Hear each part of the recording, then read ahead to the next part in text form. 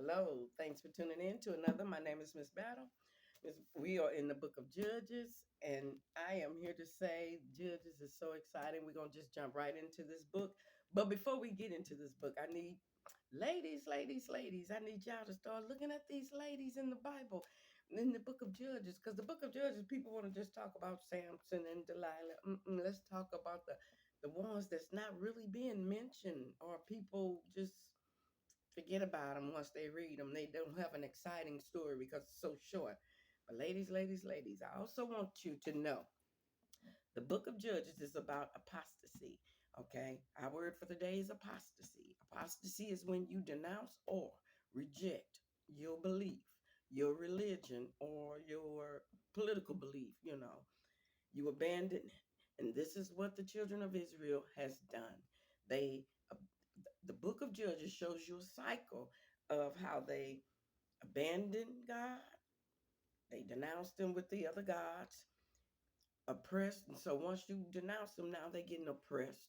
And then they cry out with supplication. It's about them crying out, and then God delivers. Okay. That's what the whole book is about. It's about apostasy, where they denounce or turn away from their faith. Then after that, they are pressed, and then they cry out to God, and God deliver. And but the concept of the book of Judges is Jesus Christ has delivered us. He's the final. He's the only one that could do it because man could not do it. And that is what he's trying to show in the book of Judges. Because at this time in the book of Judges, you're going to start noticing where it say, and they did their own thing, uh, what seemed good to them because they had no kings at that time. Judges, God sent deliverers, and that's what judges are. Okay, so now that we know, look for that, look for the ladies' names, and because like I said in the beginning, my name is Miss Battle. YouTube is for growth. It's for us to walk through this Bible together, but my purpose is to throw out the highlights, some highlights that would maybe get you involved in reading it yourself. Don't take Miss Battle word, read it for yourself. But my goal is to show you that the Bible is really exciting once you get into it.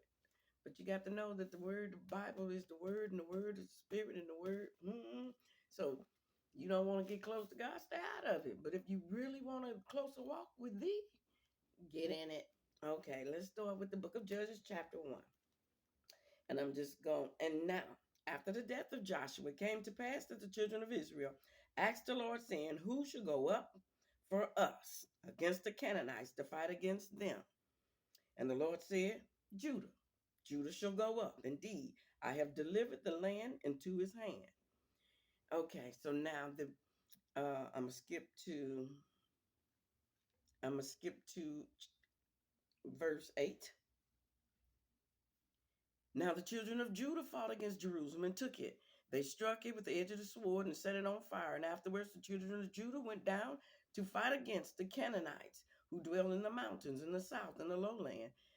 Then Judah went against the Canaanites who dwelt in Hebron, and they killed Shishai. Okay, and then we're going to just jump to 12. Then Caleb said, whoever attacks Kerith, Sephar, and take it, to him I will give my daughter as wife.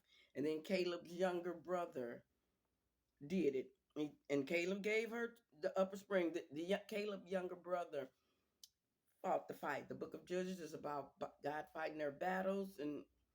And so God is fulfilling all of his promises and saying that I promised your forefathers that I give you this land. So it ain't that they being so good to get the land. It's God is fulfilling his promise and saying he gonna give them the land. Okay. So Caleb's younger brother married his daughter. And so the brother asked him, go ask your father for the water, because you gave us some good land. We need water for this land. And so Caleb gave her the upper springs and the lower springs. Okay, then I'm going to jump to 21. But the children of Benjamin did not drive out the Jebusites who inhabited Jerusalem. So the Jebusites dwelt with the children of Benjamin in Jerusalem unto this day. And the house of Joseph also went up against Bethel, and the Lord was with him. So the house of Joseph sent men to spy out Bethel. And when the spies saw the man coming out of the city, they said to him, please show us the entrance to your city, and we will show you mercy. And so he showed them the entrance to the city. And they struck the city with the edge of the sword, but they let the man and all his family go. And the man went to the land of the Hittites, built the city, and called it name Luz, which its name to this day. Did y'all catch that? The man that's, oh man, I caught that because I'm like, okay, just like Rahab, he saved one family. But this one family in that, in just a whole nother time. But this one man got blessed for even saying helping. Because the blessed is he went to another city. He went to Hittite, built a city, and called his name Luz, the same man that helped. That's deep, y'all. Okay, but read it for yourself. Chapter 2.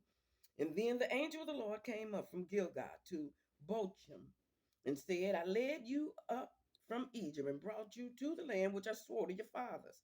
And I said, I will never break my covenant with you, and you shall make no covenant with the inhabitants of the land. And you shall tear down their altars, but you have not obeyed my voice. And why have you done this? And therefore also said I, will not drive them out before you, but they shall be thorns in your side, and their God shall be a snare to you. And so it was when the angel of the Lord spoke the words to all the children of Israel that the people lifted up their voices and they wept. And then they called on the name of that place Bochum, and they sacrificed there to the Lord. And when Joshua had dismissed the people, the children of Israel went each to his own inheritance and possessed the land. Okay, the book of Judges is not in chronological order. Okay, you need to know that. But it's for a purpose. But did you hear? Did you hear me read? I will not drive them out, for they will be a thorn in your side. Okay, so let's talk about thorn in our sides. Okay, but this thorn, I'm gonna keep going. This thorn, none of the, only one drove out what God did. Totally answered what God did, and so once they got dispersed, and like I said, there's a priest in each tribe. God fulfilled the promise to giving them the land. They all came into the land. They all fulfilled, got into the promised land. Now, it was up to the tribes, each tribe, to drive out once they got dispersed to their land, to show you what land. We didn't conquer the land. God fulfilled that. But what I need y'all to do now is conquer your own land. So each tribe had to conquer their own land. And so that's what I have to kind of point out. And so the people served the Lord all the days of Joshua and all the days of the elders who outlived Joshua, who had seen all the great works of the Lord, which he had done and for Israel. Now, Joshua the son of Nun, the servant of the Lord, died. And when he was 110 years old, and when all the generation had been gathered to their fathers, and another generation arose, and after them, who did not know the Lord, nor the work which he had done for Israel. And then the children of Israel did evil in the sight of the Lord and served Baal. And they forsook the Lord God of their fathers, who had brought them out of the land of Egypt. And they followed other gods from among the gods of the people who were all around them. And they bowed down to them, and they provoked the Lord to anger. They forsook the Lord and served Baal and the Asherah. And the anger of the Lord was hot against Israel. And so he delivered them into the hands of plunder, who despoiled them, and he had sold them into the hand of their enemies all around them. And so they could no longer stand before their enemies. And wherever they went, the hand of the Lord was against them for clemency. as the Lord had said, and as the Lord had sworn to them, and they were greatly distressed. Nevertheless, the Lord raised up judges who delivered them out of the hand of those who plundered them. Yet they would not listen to their judges, but they played the harlot with other gods and bowed down to them. They turned quickly from the way in which their fathers walked in obeying the commandments of the Lord. They did not do so. And when the Lord raised up judges for them, the Lord was with the judge and delivered them out of the hand of their enemies all the days of the judges. For the Lord was moved to pity on their groaning because of those who oppressed them and harassed them. And it came to pass when the judges was dead that they revert and behave more corruptly than their fathers by following other gods to serve them and bow down to them, that they may cease from their own doing. And then the anger of the Lord was hot against Israel, and he said, because this nation has transgressed my covenant, which I command their fathers, and has not heeded my voice, I will also no longer drive them out. Okay, I'm going to stop. I'm at chapter 3 now. So the point is, oh boy, they worshiping other gods of the land. We now, you can look at it right now as we've entered the promised land, okay? God has fulfilled his promise. We talking 2023 right now today, okay? So now the thing is, we are not, that's why Jesus say, we are not to conform with this world, because the world is canon, y'all. The world is have all these different idols. We are in canon. But and that's the reason why I see we have adopted, the world have adapted to canon like they did then. They worship they worship their God. You heard me, even the nation of God has turned their back on him and worship Baal. Baal. Ugh. Ashtaroth. Those are different gods of the different nations. It's a whole lot more than those two. But those are the two nations, got specific gods. Okay. And they conform. Jesus said, do not conform to this world, y'all. We are in canon. Quit conforming. Let's move on. Chapter 3. I'm just going to jump down to 4. And they were left, and he might test Israel by them to know whether they would obey the commandment of the Lord, which he had commanded their fathers by the hand of Moses. I got that highlighted because God don't tempt us. He never tempts us. And if somebody say God is tempting them, smack them in the face. Pow, pow. Okay? Because he tests us. And he tests us so that we can know where we stand. God already know what you're going to do. He's omnipotent. He's omnipresent. He's here. He's everywhere. So he knows already. He already know who's going to be saved and who ain't going to be saved. But he gives us the free will. But he tests us because if you're going through the fire, you got to go through the valley. You got to go through the fire. This Christian walk is not easy. And I said that the last video. So if you think it's easy, it's not, because it's hard to fight against self, because that's what you're doing. You're fighting against the flesh and blood, the principalities. You're fighting not this flesh skin. We're fighting against the lust is the flesh. The lust of this life, this world, that's a daily battle that you fight. Just keep fighting a good faith. Keep fighting a good fight of faith, because faith without works is no good with God. And it's just no good. You need action. And that is what the action, yeah, they repent. Your actions right now is how God is viewing you. God don't view us like we view ourselves. We don't judge like we judge. We judge outwardly. God judge inwardly. Othniel. So the children of Israel did evil in the sight of the Lord, and they forgot the Lord their God and served Baal and Asheroths. And therefore the anger of the Lord was hot against Israel, and he sold them into the hand of the Cushite, of Cushan, the king of Mesopotamia. The children of Israel served Cushai 8 years. And when the children of Israel cried out to the Lord, he raised up a deliverer for the children of Israel. Who delivered them? Othniel, the son of Kenaz, Caleb's younger brother.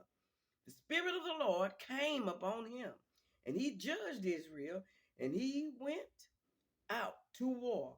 The Lord delivered Cushan from Mesopotamia in his hand, and his hand prevailed over Cushan.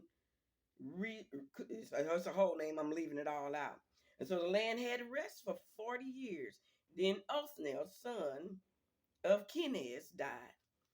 Okay, first judge.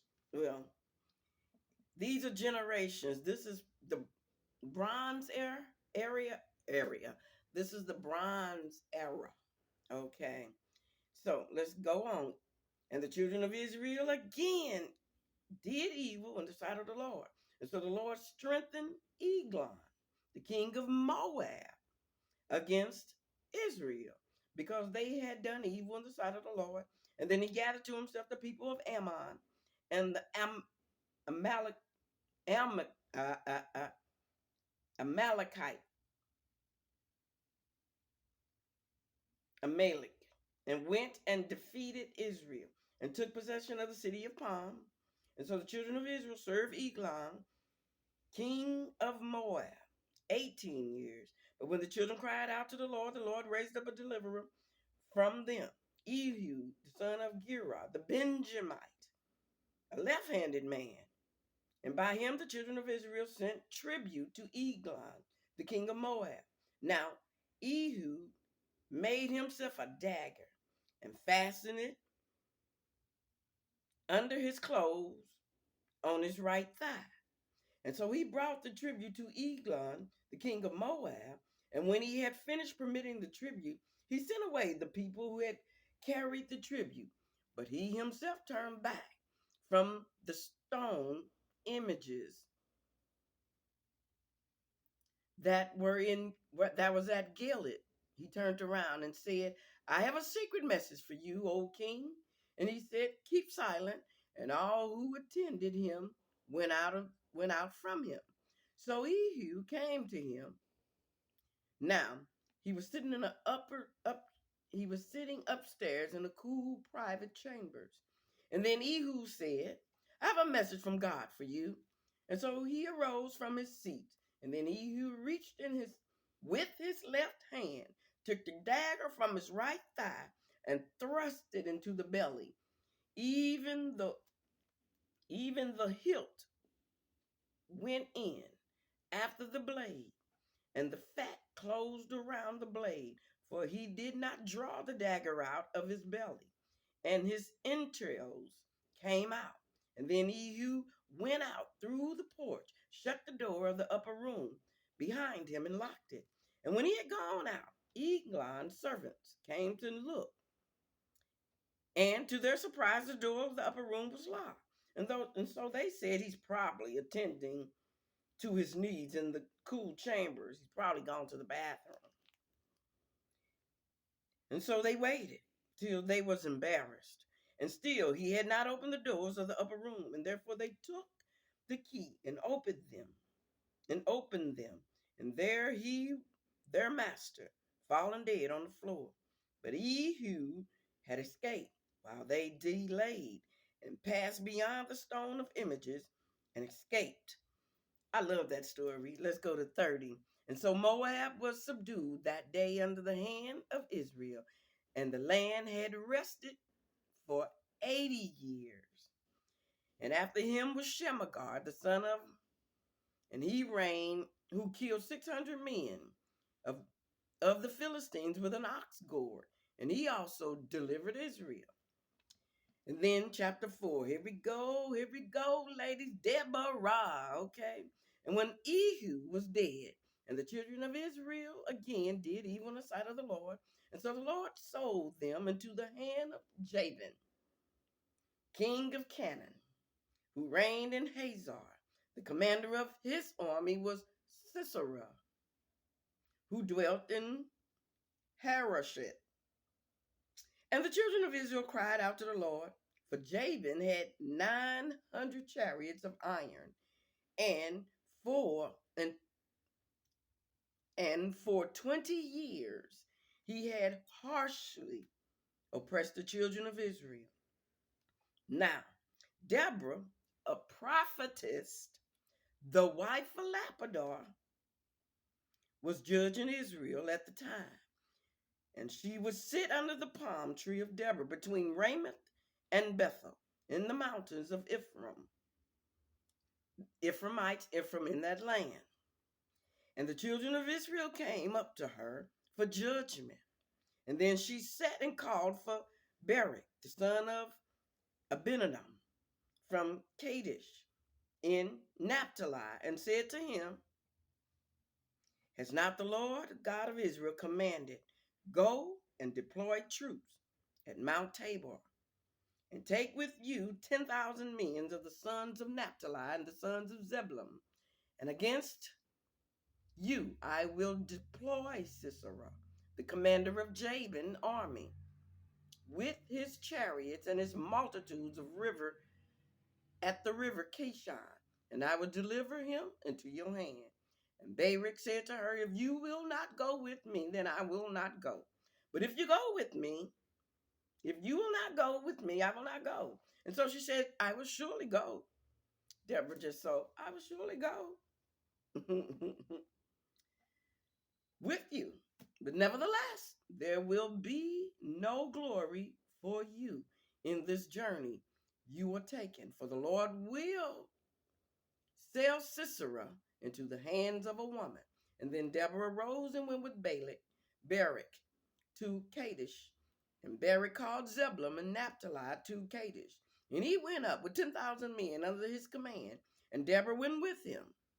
And then I jumped down to 4 and 14. And then Deborah said to Barak, up, for this is the day in which the Lord has delivered Sisera into your hand. And has not the Lord gone out before you? So Barak went down to Mount Tabor with 10,000 men following him. And the Lord routed Sisera and all his chariots and all his army with the edge of the sword before Barak. And Sisera alighted from his chariot, fled away on foot. But Barak pursued the chariot and the armies as far as Haroshah. And all the army of Sisera fell by the edge of the sword. Not a man left. Okay, I got to stop there real quick. Okay, because I want to explain. Because the Deborah they don't talk about it anymore after this. Because we know that Deborah is the prophet. The prophet, what the prophet told her was God gave her. She called. Barak was called. Simple as that. Barak was called. The Lord gave Deborah the prophecy to call Barak, a Pacific person. And yeah, he didn't have courage. And he, but she got so much courage and so much faith. She judged fairly. She sat at the gate. They came from all over for her to judge. And that shows reputation, see. That shows your reputation is very, very important. People see if you are really in your heart fair with other people. People here, if you talk to a person long enough, if you get to know somebody, you know if they are a fair person or not. It's just something that shows. And that is the reason why judges is so important. We're going through all these judges to let you know Jesus Christ is the fair judge. And that's what it's all about, because all of this is pointing to Jesus. Okay, so let's just but the thing is, Deborah the prophetess, she's the judge, she's judging, she's deliverer. Come on, that's what we talking about. She is a deliverer for Israel. But don't get, that woman was married. That's why they mention his name. Okay, decide we are to be a helper. Okay, so don't let Deborah's husband name was Lapidar. So now you got to think about what kind of man that would have the strength to have a strong woman like Deborah.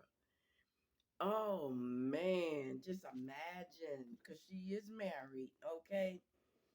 So anyway, God pointed out these people particularly for these books. Everything is ordained by God. Let's jump on to 39. And then he said to her, "Please give me a little water to drink, for I'm thirsty." So she opened a jug of milk. Sisera, she opened a jug of milk and gave him a drink and covered him. I got to go back up. Let's just go to 17. However, Sisera had fled away on foot to the tent of Jael, the wife of Heber, the Kenite. For there was peace between Jabin, the king of Hazor, and the house of Heber, the Kenite. And Jael went out to meet Sisera and said to him, "Turn aside, my lord, turn aside to me. Do not fear." And when he had turned aside with her into her tent, she covered him with a blanket. And then she said, and then he said to her, "Please give me a little water to drink, for I'm thirsty." And so she opened a jug of milk and gave him drink and covered him. And he said to her, "Stand at the door of the tent. And if any man comes to inquire of you, and you say, he's there. Is there any man here?" You should say no. And then Jael, Heber's wife, took a tent peg and took a hammer in her hand and went softly to him and drove the peg into his temple. And it went down into the ground, for he was fast asleep and weary. And so he died. And then, as Barak pursued Sisera, Jael came to meet him and said to him, "Come, I will show you whom you seek." And when he went into her tent, there lay Sisera dead, with a peg in his temple. And so on that day, God subdued Jabin, the king of Canaan, in the presence of the children of Israel. And the hand of the Lord and the hand of the children of Israel grew stronger and stronger against Jabin, the king of Canaan, until they had destroyed Jabin. Okay, then Deborah sings a song. Jael, let's not, you notice, ladies, they mention Jael, but they also mention her husband, the wife of Heber. These are some strong women, married women, and they got to have a stronger man to, oh man, to just have a woman, a strong woman. Behind every man is a strong woman. Believe that. Believe that. So that's all I'm saying. So these ladies knew their place. They kept their place. Their husband come. Their husbands are in here for a reason. Okay. But it's the strength of the women. So JL using her women persuasion. Yeah, come on. She meet them both. She met Sisera, and then she went back to meet Bailey. Yeah. You know what I'm saying. Oh, I can't even see it right now. But in Barrack. Oh my goodness. But the point is, JL. Come on, just we'll hear Delilah say the same thing. Women, you have a power. You have a power in you of persuasion. That's the reason why in the Garden of Eden he had to come to Eve because Adam wasn't having it.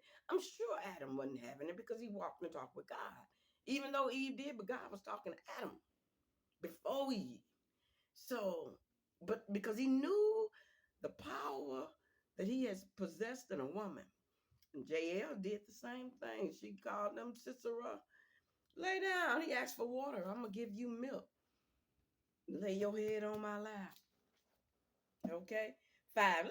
The song of Deborah. Because this is something the Israelites had to learn. This is a song of praise.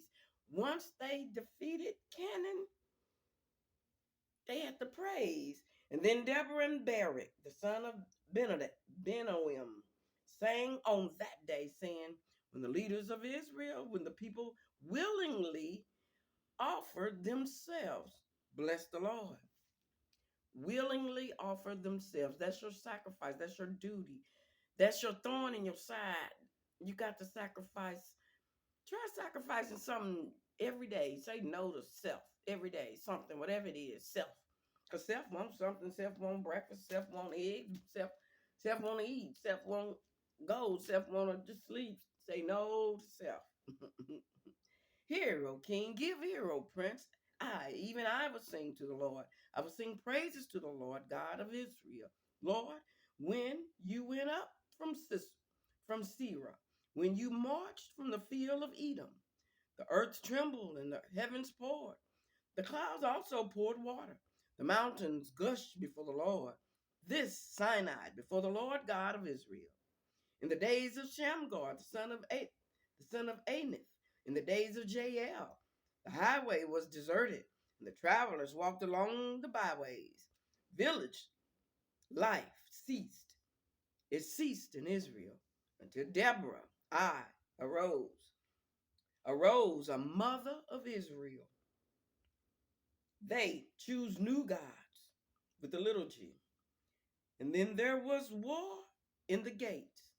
Not a shield or a spear has seen among 40,000 of Israel. Israel is having wars where they don't even have equipment yet until they start conquering, y'all. They are winning battles without spears. You just read it. But the thing is, once they start conquering, they taking all their bronze, they taking their gold, their bronze, and they that's how they get equipped. Oh, thank you. Not a shield or spear was seen among 40,000 Israel. My heart is with the rulers of Israel, who offers themselves willingly with the people. Bless the Lord. Speak, you who ride on white donkeys, who sit in judges' attire, and who walk along the road, far from the noise of the archers, among the watering place. There they shall recount the righteous acts of the Lord, the righteous acts for his villagers in Israel. And then the people of the Lord shall go down to the gates. Awake, awake, Deborah, awake, awake. Sing the song. Arise, Barak, and lead your captives away. A son, O Abinoam. Then the survivors came down, the people against the nobles. The Lord came down for me against the mighty. From Ephraim were those who rooted in Amalek. After you, Benjamin, with your people,